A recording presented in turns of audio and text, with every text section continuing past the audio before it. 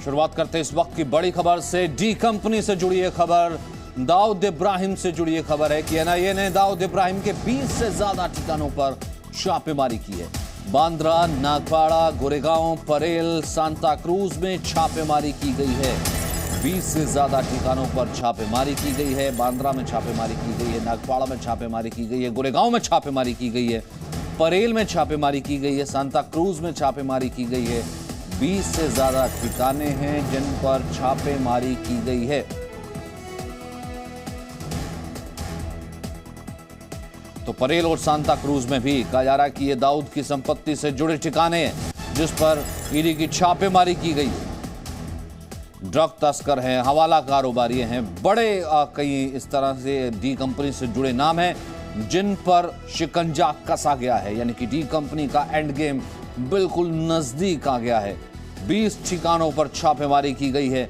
लगातार D company पर शिकंजा कसता चला जा रहा है। पिछले कुछ वक्त से हमने देखा है कि कैसे डी कंपनी बिल्कुल सिमटती रही है और जैसे ही दोबारा से कोई खबर आती है पांव पसारने की, वैसे ही उसके ऊपर नए छापेमारी करती जाती है। तो हमने देखा है कि इस वक्त दाऊद के ठिकानों पर छापेमारी की गई है। मुंबई में 20 से ज्यादा जगहों पर छापेमारी की गई है। दाऊद मुंबई धमाकों का गुनहगार निशाने पर है। शार्प शूटर, हवाला कारोबारी, तमाम लोग जो कि दाऊद से, डी कंपनी से जुड़े हुए हो सकते हैं। 20 से ज्यादा ठिकाने हैं जिस पर छापेमारी की गई है।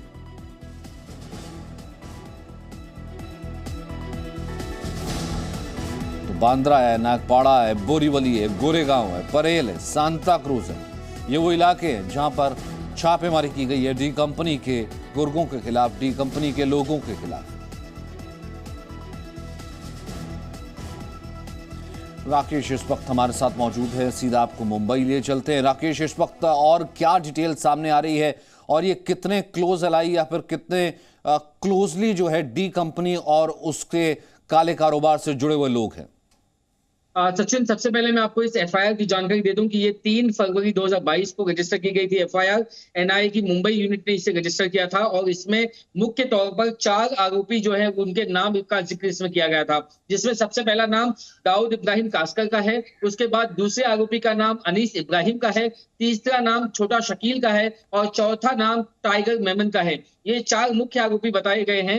एनआईए इस मामले में ये भी जांच कर रही है कि क्या दाऊद इब्राहिम ने कोई स्लीपर सेल मुंबई और दिल्ली में बना रखा है जो लगातार आने वाले वक्त में कई सारे वीवीआईपी, चाहे वो बिजनेसमैन हो, चाहे वो पॉलिटिशियंस हो, उन्हें निशाना बनाना चाहता है। इसके अलावा लगातार जो डी कंपनी है वो कई लोगों से पैसे की उगाही करना चाहती है। वो इसके अलावा ड्रग्स के धंधे में शामिल है, फेक करेंसी के धंधे में शामिल है। इन तमाम जो उसके अलग अलग जो इलीगल बिजनेसेस हैं उस पर नकेल कसने के लिए ये एफआईआर रजिस्टर की गई थी। अब जानकारी हमें मिल रही है कि जो तस्वीर इस वक्त टेलीविजन स्क्रीन पर हमारे दर्शक देख रहे हैं, ये मुंबई के ग्रैंड रोड इलाके में ये एक इलाका है जहां पर सलीम नाम का एक शख्स जो है इस बिल्डिंग की दूसरी मंजिल पर रहता है और सलीम के घर पर जो इस वक्त एनआईए की छापेमारी चल रही है। बताया जा रहा है कि ये सलीम नाम का जो शख्स है वो डी कंपनी से जुड़ा हुआ है। इसने कई सारी जमीन की खरीद जो हुई थी या जो लेन देन हुई थी, उससे जो पैसे इसने कमाए थे वो पैसों का इस्तेमाल डी कंपनी ने देश विरोधी गतिविधियों में इस्तेमाल किया था। ये जानकारी हमें हमारे एनआईए के सूत्रों से मिल रही है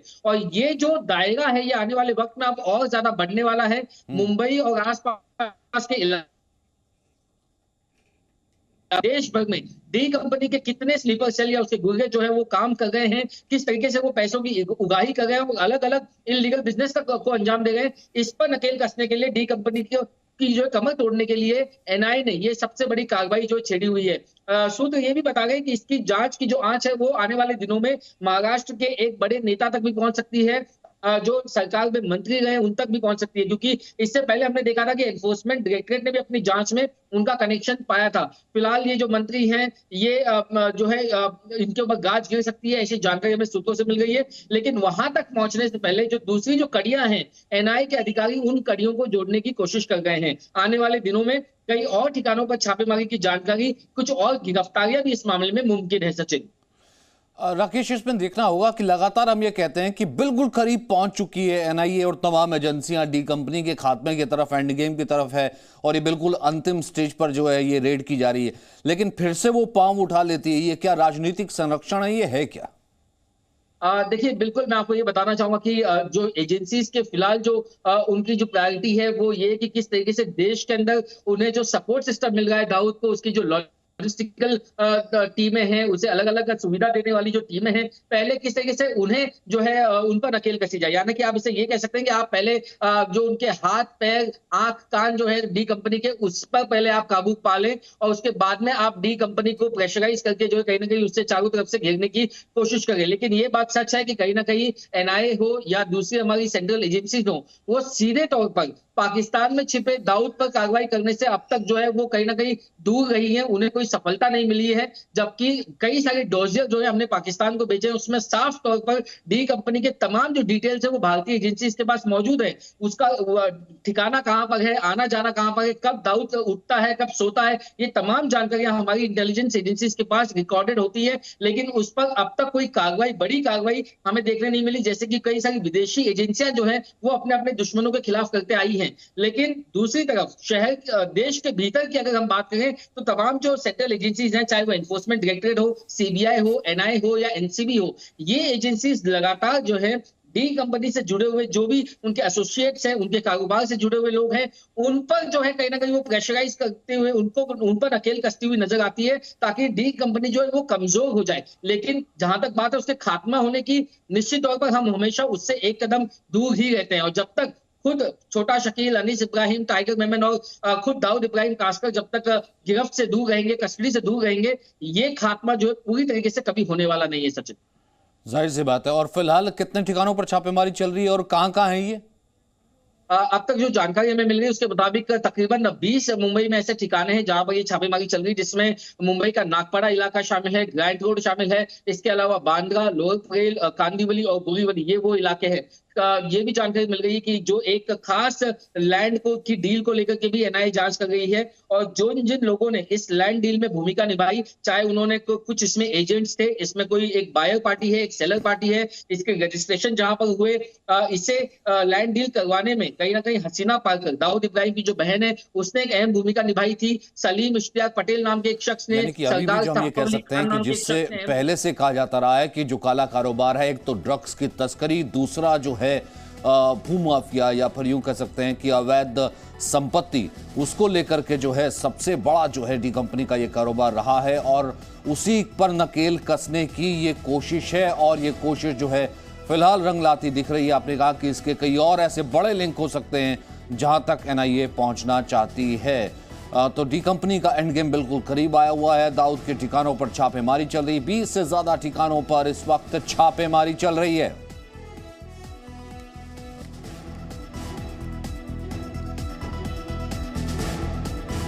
तो शार्प शूटर, हवाला कारोबारी, तमाम ये लोग हैं जो कहा जा रहा है कि पिछले दिनों दाऊद के संपर्क में थे, डी कंपनी के संपर्क में थे और कहीं ना कहीं एजेंसीज ये भी पता करने की कोशिश में है, जद में है कि आखिरकार इतना शिकंजा कसने के बावजूद डी कंपनी को संरक्षण खातपानी कैसे मिल रहा है, आखिरकार डी कंपनी अब भी एक्टिव कैसे है।